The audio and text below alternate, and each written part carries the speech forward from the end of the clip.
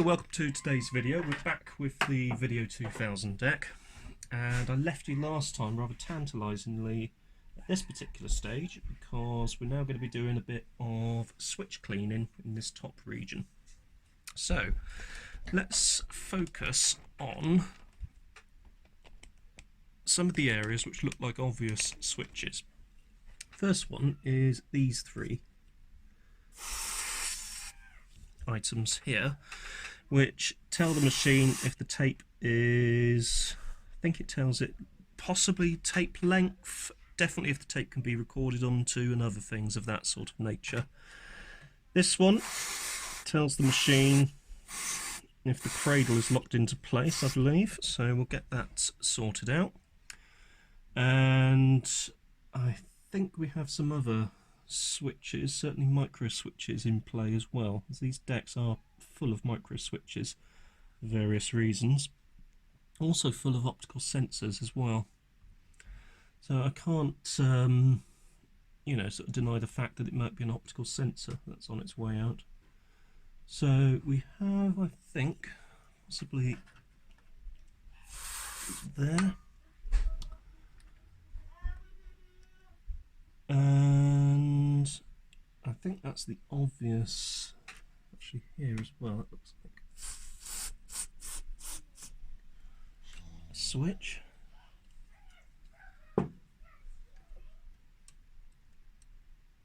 Yeah, that's a switch, I think.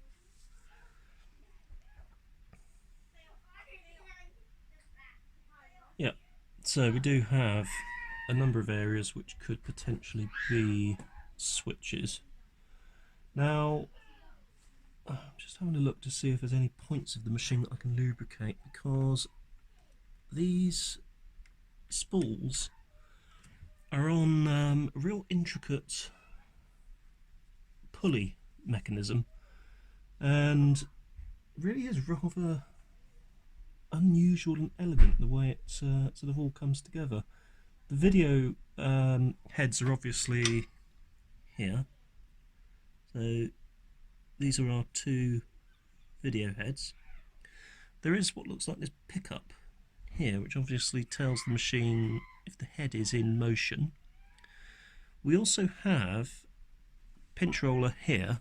Around the back here we've got the audio control heads. It does seem to be a very sort of elaborate mechanism. There is the erase head. So it seemed to actually bring a lot of the tape out of the cassette case, its shell itself, and brings it all the way around the back here, and sort of laces it all into the mechanism itself, which is a bit sort of daunting. It's not like VHS that keeps a lot of the tape in the shell. It's more like Betamax, which takes a lot of cassette out of the a lot of the tape out of the cassette itself. I've just noticed, I think we have, is this a switch or is this the actuator for the solenoid? Not sure.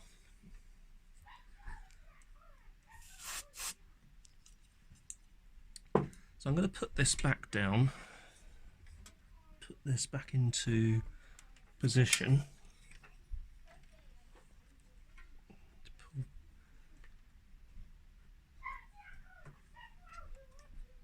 So to get it into position, we go like that. It's actually a really easy way to do it. There we go, it's in. Now, because I'm interested to see what actually goes on, I'm going to remove this cover. And this cover actually gives us access to the video heads.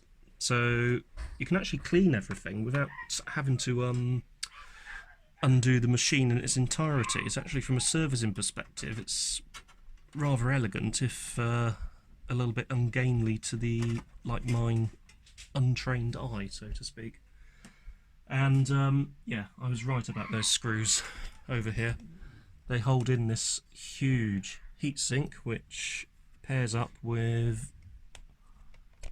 a pretty substantial MOS MOSFET transistor, and another little transistor there, so I'm glad I did not go any further to taking that apart. A lot of machines would just make do with this single heatsink here, but this one actually uses this back panel as an additional heatsink. So from a reliability perspective for the power supply, that's pretty impressive. It's a nice bit of engineering. So let's grab a power cable, plug the deck in, which we have just done. Makes that lovely noise. And let's eject, stick a cassette in, and we can see what it does.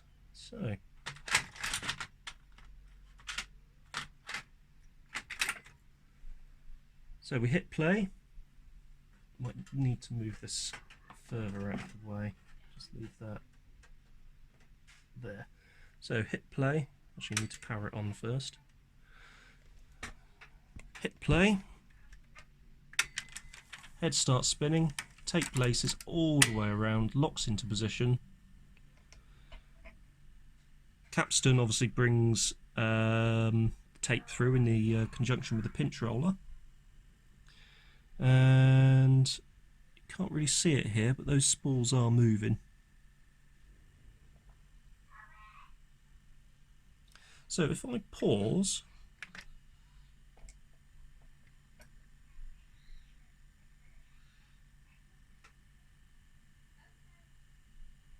that's the machine in its paused state at the moment. And if I play, do a fast forward search,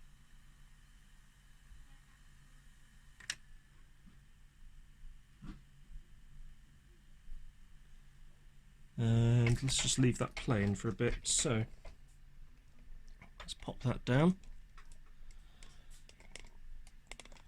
Let's turn on the set and see.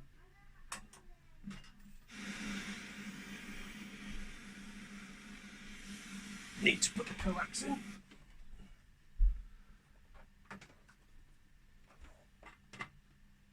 There we go. Let's leave this playing, see if this has made any difference. Just applying a bit of contact cleaner to those various switches and sensors.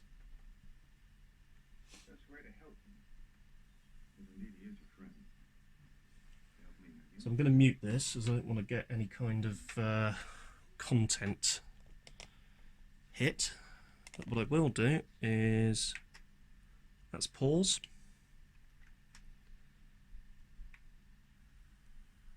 That's fast search. As you can see, it is near perfect. Rewind search. Also near perfect. And that was a trait of the Video 2000 series of decks. They did give you this absolutely perfect pause and rewind and fast forward search, as the heads are constantly.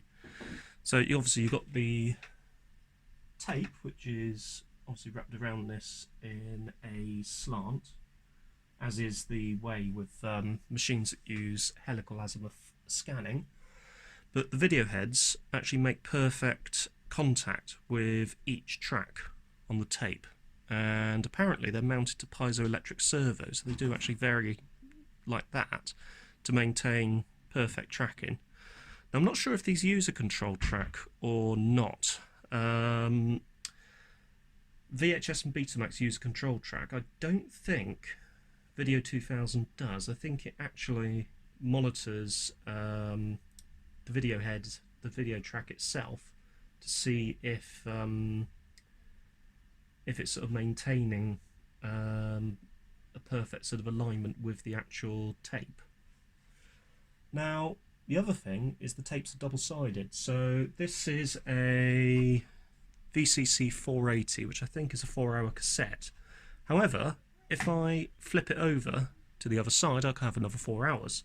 So it's like a compact cassette in that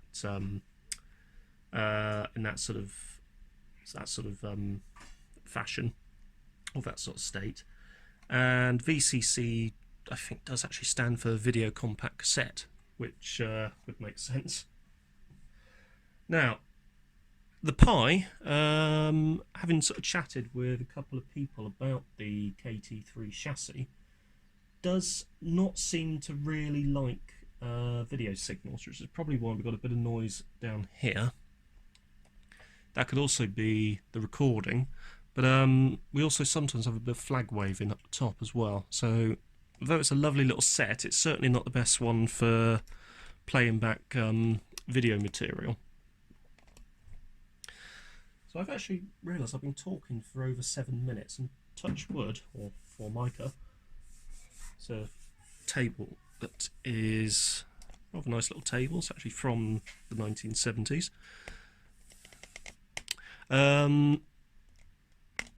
We haven't had a state where this deck has actually gone into shutdown, which is actually really good. Oh, would you look at that? That was a microvitic cub monitor. Oh, missed it. Hang on. Let's go back. And let's focus on... There it is. Yep, there you go. Little microvitic cub monitor. Brilliant. Yeah, we haven't had a state where this has gone into shutdown. So that's really good. Now, interestingly, I've forgotten what I was going to say. It was that interesting, I've actually forgotten what I was going to say. Yeah, I'll be honest, I've completely forgotten what I was going to say, so not to worry. Probably wasn't important anyway. But yes, that was it. Quality. Colour is not quite as good as Betamax. It's about on a par with VHS, I'd say. Sharpness, it is a very sharp picture, but that's probably due to the trick playback mechanism. Also, I think it helps that everything is direct drive. Everything is at a perfect speed. Everything is calibrated perfectly. It really is a superb piece of engineering, and it is a bit of a shame that it didn't really take off in this part of the world. And I think that's it. It's still playing.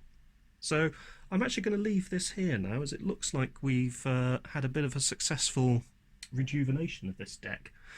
Anyway, if you have found this video interesting, don't forget to hit that like button. Don't forget to subscribe.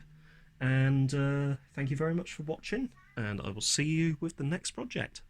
Take care and speak to you all soon.